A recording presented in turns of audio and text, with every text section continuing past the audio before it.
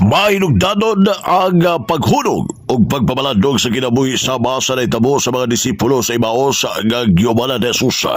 Kinagipaleg sa Arsobispo sa lokal nga si Mansa Archdiocese of Sabis Archbishop Martin Sarmento Bawa DD sa Santos Gabisa gipaykayon diya sa Archdiocese Marian Shrine sa Meron sa Kuta Shrine din sa Nagbesa of Sabis nga gahatag og pagtagal nga sa mensahe sa paghulog dili kahuyag kundi usa kay gayon aron mamati sa mga kabalakag kasakit sa isig katao ug aron masabtan ang pulong sa Ginoo nga hinay-hinay usab diha sa kasing-kasing. Sumama sa Arsobispo nga pagpaminaw kang Jesus pinagi sa Biblia nagdala og kausaban sa kinabuhi nga daw adunay kainit nga mabati sa kasing-kasing sa matag batuon busa iyang ginasing ang mga matag panimalay, matag baday, pamilya nga makatag og panahon sinadlaw-adlaw nga pagbasa sa Ebanghelyo nga sabdiya ang mga ginikalan nga paningkamutan nga magtudlo o tudloan ang ilang anak sa pagbasa sa Biblia o pagpaminaw sa pulong sa Diyos. Gidugang pa sa Arsobispo sa iyang pasidaan nga ang mga ginikalan nga dili tungkutan ang mga anak nga magpabilid lamang sa paggamit niya sa mga cellphones o mga gadgets o kalimtan ang espirituhanong paglambo. Sumapa niya nga lisod mailhan ang Ginoo kon walay panahon sa pagpaminaw sa iyang pulong. Busa importante nga nunay pagbasa sa Ebanghelyo bisan sa pagpanihapon diya sa lamesa sa talad kanaran. Nga importante nga magbasa sa Ebanghelyo. Dugang pa sa Arsobispo nga panaghiusa sa pamilya pinagi sa pagdungog sa mga pulong sa Ginoo diha sa talad sa kanaran. Pagstoryahan ay importante aron nga malikon ang gugma pagsinabdanay di asbanay. Kung nawala kini ngayon, posible usab nga moagtag ang pagtagan og bili sa presensya sa pagkamiyembro sa balay o pamilya. Busa iyang yagit ang mga matuon nga magpadayon sa adlaw nga pagbasa sa pulong sa Ginoo labi na sa matag pamilya. Tuod kay ang pamilya nga mag-uban sa pagpaminaw nini nga dunay paglaom sa gingharian sa langit. Ani ang payag sa naguna magbalantay sa lokal nga si Mansa Archdiocese of Sabis Most Reverend Martin Sarmento Bawa DD sa paghatag pagdagan diya sa balay. Importante nga puyan sa pamilya nga dunay pagbasa sa pulong sa Ginoo. Again, I say, there must be the daily reading of the gospel. Parents must assert their influence to their children to read and listen to the word of God. The family, where the members have time for God's word, has a future in the kingdom of God.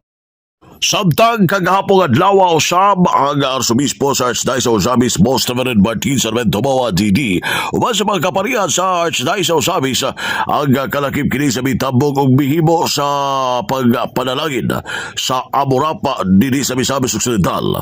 Di na ang Arsobispo sa lokal nga simbahan sa Sabis bihimo sa mga pagpanalangin, pagblessing sa mga bag-o nga destinasyon sa mga turista dinhi sa Misamis Occidental ang Amorapa. Di na malampos ang ipaygayon ang mga inaugulasyon o panalangin sa Amorap sa Misamis Occidental nga napuno sa kalipay o uban usab ang mga presensya sa mga kandidata sa Miss Universe Philippines o uban ang mga elected officials sa magbangulo sa tuwang gobernador sa Lawigan sa Misamis Occidental Governor Henry Guaminal uban sa mga pinili opisyal sa probinsya ang pag-apil sa nagpakita sa lig-on nga pagpaningkamot alang sa kalabuhan sa komunidad sa pag-alagad sa katawhan. Busa human sa mga pagpaygayon sa pag-blessing sa Arsobispo sa Archdiocese of Sabis sa Archbishop Martin Bawan igbitang gibuksan ang Amorap o ang Amorap nga may Maldives of Mindanao. Kini ang bag-o nga turismo ang destinasyon nga giablihan sa Misamis Occidental din ginugurahan kini kagapon ang mga Sensor Misamis Occidental Recreation and Adventure Park Amorap nga karon na ilhan nga Maldives of Mindanao.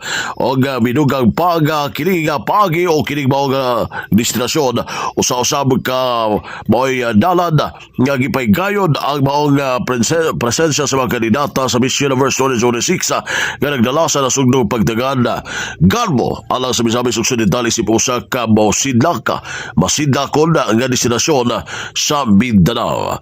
Ang mga pagpanalangin uban sa Arsobispo uban sa mga kapalian sa mga elected officials nga naghatag og pagdagada sa maong amurap nga nindot nga atraksyon mo'y lugar nga giila isip usa ka minugdanon nga punan alang sa kaugmaon sa probinsya. Ginawa usab kini nga makadali og mga turista makabug trabaho ug maghatag og dugang oportunidad sa lokal nga negosyo.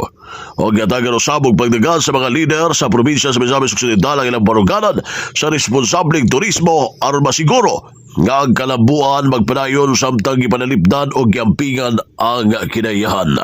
Ang maong amurap bukas na alang sa publiko nga mabaybong simbolo sa progreso sa maglaom nga mag-usab sa mga natural nga katahom sa Misamis Occidental ngadto sa dagang oportunidad, garbo o hayag nga kagmaon alang sa mga Misamisnon. Alas sa DX din siya medyo kabana ang radyo sa Simbahan W. sa Manuel Ron Killian Jr. Magduyog si Kasi 35 Emilio sa lokal nga Simbahan sa Daiso Sabis na ng Sanagmean.